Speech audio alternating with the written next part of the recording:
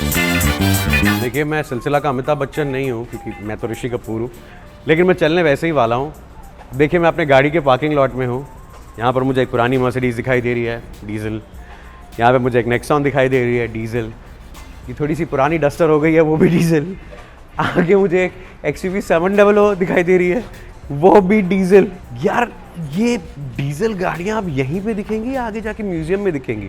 I tell you why I am raising this question. मुझे अपने लिए एक नई गाड़ी लेनी है।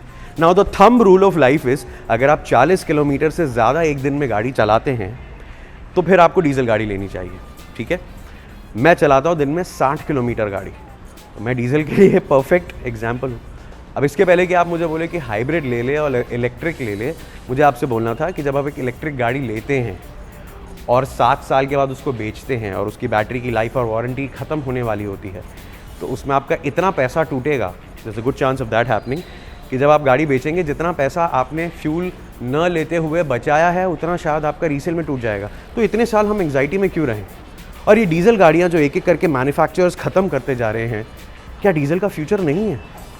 और डीजल ऑटोमेटिक तो बहुत ही कम हो गई हैं, तो हम जैसे डीजल लवर्स का क्या होगा? आज मैं आपके साथ एक क्वेश्चन आंसर करने वाला हूँ कि does diesel have no future in India? Is diesel dying?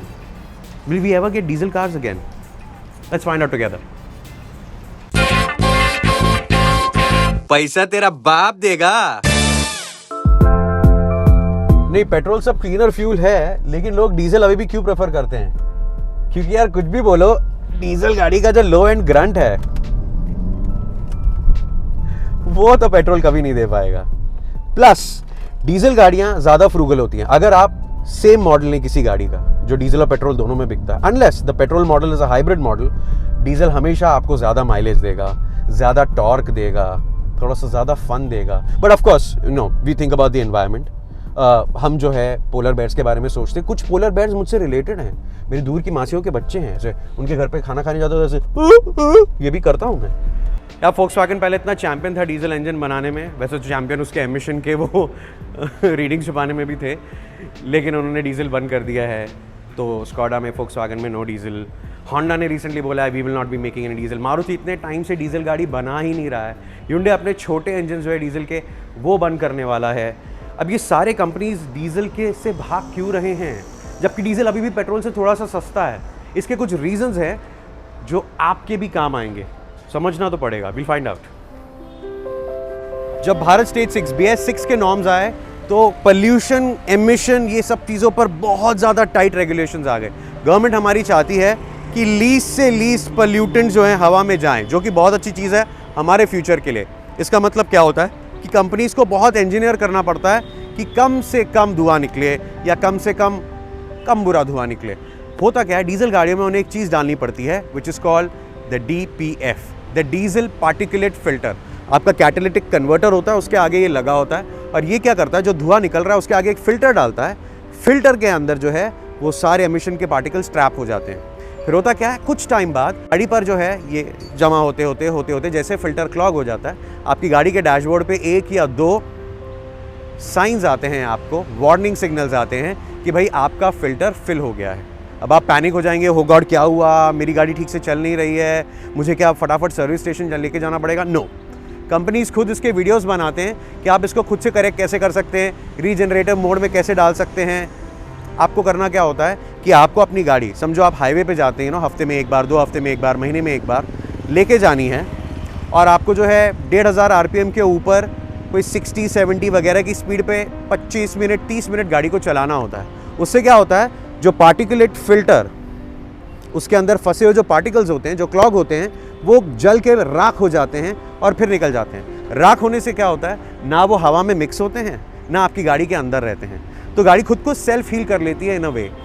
लेकिन प्रॉब्लम क्या है, आपको हर बार वो साइन आएगा तो आप टेंशन में आ जाओगे, आप पैनिक में आ जाओगे, हाय गाड़ी ठीक से नहीं चल रही है, हाय मैं क्या करूँ, हाय मैं सर्विस स्टेशन भागूँ। अगर आपने ये वीडियो नहीं देखा है, जो आपको देखना चाहिए, चैनल को भी सब्सक्राइब करना चाहिए, तो फिर आप थोड़ा डर सकते हैं, बट इसे ऑटो हील किया जा सकता है। पहले मैं 15-20 लाख रुपए डाल के गाड़ी लूँ, फिर ये सब नाटक, फिर उसके बाद मुझे हाईवे पे आधा घंटा गाड़ी भगानी पड़ रही है, या तो फिर बॉनेट और AC सब खोल वोल के मुझे गाड़ी आधा घंटा ऑन रखनी पड़ रही है। तो मैं डीजल में जो पैसे बचा रहा हूँ, मैं यहाँ पे फूक रहा हूँ ना फ्यूल में, वो मैं क्यों करूँ? गाड़ी should take care of itself. इन चीज़ों की वजह से लोग थोड़ा सा डीजल गाड़ियों से दूर भाग रहे हैं और कंपनीज भी देख रहे हैं कि वो लोग दूर भाग रहे हैं। और ये जो एमिशन के नॉर्म्स हैं, ये BS6 फेज़ 2 यानी जो अप्रैल 2023 से आने वाला है और भी टफ होने वाले हैं। सो मतलब कंपनीज को कितना रिसर्च एंड डेवलपमेंट करना पड़ेगा, और जो रिसर्च एंड डेवलपमेंट का पैसा होगा वो तो आपसे और हमसे वो लेंगे ना। एक और बहुत बड़ी प्रॉब्लम आने वाली है डीजल गाड़ियों को, भगवान बचाए। ये डीजल इंजन के लिए एक और कंस मामा होने वाले हैं, एक और लफड़ा होने वाला है जिसे बोलते हैं रियल टाइम ड्राइव एमिशंस। अभी जो PUC या गाड़ी में से कितना धुआं वगैरह निकल रहा है, इसको मेजर करने का बहुत ही ऐसे रफ टेक्निक होता है, लेकिन गवर्नमेंट क्या चाहती है कि एमिशंस को एकदम लिमिट किया जाए, हवा को साफ रखा जाए। इसीलिए वो लोग रियल टाइम ड्राइविंग एमिशन करेंगे, मतलब गाड़ी को एमिशंस मेजर करने के लिए एक्चुअली चलाया जाएगा, अलग अलग गियर्स पे, अलग अलग डिस्टेंसेस के लिए, अलग अलग टाइम के लिए, अलग अलग टेम्परेचर पे, अलग अलग स्ट्रेचेस पे। उससे होगा क्या कि गवर्नमेंट को एक्चुअल रीडिंग मिल जाएगी, फिर गवर्नमेंट कंपनीज को बोलेगी अरे एमिशन को कम करो। एमिशंस को कम करने के लिए मैन्युफैक्चरर्स को जो है डीजल इंजन्स को थोड़ा और टेक्नोलॉजी से भरना पड़ेगा, और पार्ट्स डालने पड़ेंगे, उन पर रिसर्च करनी पड़ेगी, पैसा डालना पड़ेगा, और ये पैसा वो आपसे और हमसे लेंगे ना, वो तो अपनी जेब से नहीं डालेंगे। तो होगा क्या, जो डीजल गाड़ी आपको अभी 1 या 1.5 लाख महंगी मिलती है पेट्रोल से, वही सेम गाड़ी आपको 3 या 3.5 लाख महंगी मिलेगी। तो सोचिए कि अगर आप एक petrol Creta top and automatic ले रहे हैं, उससे आपको डीजल टॉप एंड 3 लाख ज़्यादा महंगी मिलेगी, तो आप बोलोगे ना मैं तो पेट्रोल ही ले लेता हूँ यार, इतना तो पैसा ही मैं कवर नहीं कर पाऊँगा। तो डीजल इस वजह से जा रहा है मेरे दोस्त, क्योंकि कंपनीज तो मतलब सोचेंगे कि लोग डीजल नहीं लेंगे, तो हम बनाने में टाइम वेस्ट क्यों करें। और मैं बहुत सैड हो रहा हूँ ये सोच के यार। तो बोलने वाली बात यह है मेरे दोस्त कि present time is hybrid, future is electric, diesels are phasing out, hybrid के ज़्यादा ऑप्शंस नहीं हैं, इलेक्ट्रिक का इंफ्रास्ट्रक्चर रेडी नहीं है, और डीजल ज़्यादा आ रहे नहीं हैं। तो एक इंसान जो बहुत ज़्यादा गाड़ी एक दिन में चलाता है, वो क्या गाड़ी ले? ऑप्शंस बहुत कम हैं। और आपका नेक्स्ट क्वेश्चन होगा मेरे पास ऑलरेडी डीजल गाड़ी है, क्या मैं फंस गया हूँ? नहीं, आप फंसे नहीं हैं। उसके 2 रीज़न हैं। येस, गाड़ियों के रजिस्ट्रेशन का टाइम कम हो जाएगा। पहले जो गाड़ियाँ 15 साल रजिस्टर होती थी डीजल, हो सकता है वो भी सिर्फ 10 होंगी, क्योंकि गवर्नमेंट को उनको अल्टीमेटली फेज आउट करना है। दूसरी चीज़, डीजल गाड़ियाँ तो कम होगी, डीजल ऑटोमेटिक और भी कम ऑप्शंस। ऐसे ऐसे they all get phased out, specially the smaller diesels.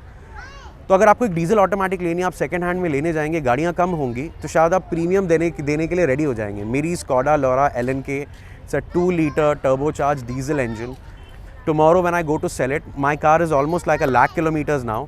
लेकिन हो सकता है कोई शौकीन होगा जिसको डीजल ऑटो गारंटी कार चाहिए पावर वाली, वो हो सकता है मार्केट रेट से मुझे ज़्यादा दे। ये भी हो सकता है कि कोई ना खरीदे और मेरी गाड़ी ज़ीरो हो जाए। तो डीजल लेना अभी थोड़ा सा रिस्की है। I am a total lover of diesel talk. I am a petrol head because well the acceleration is amazing, but diesel का टॉक मैं मिस करने वाला हूँ। इसके बारे में हम सिर्फ टॉक ही करते रह जाएंगे। I hope there was a solution to this, but it doesn't look like. Hybrid गाड़ियाँ ज़्यादा निकालो अगर आप डीजल गाड़ियाँ नहीं बना रहे हो, गाड़ी बनाने वालों।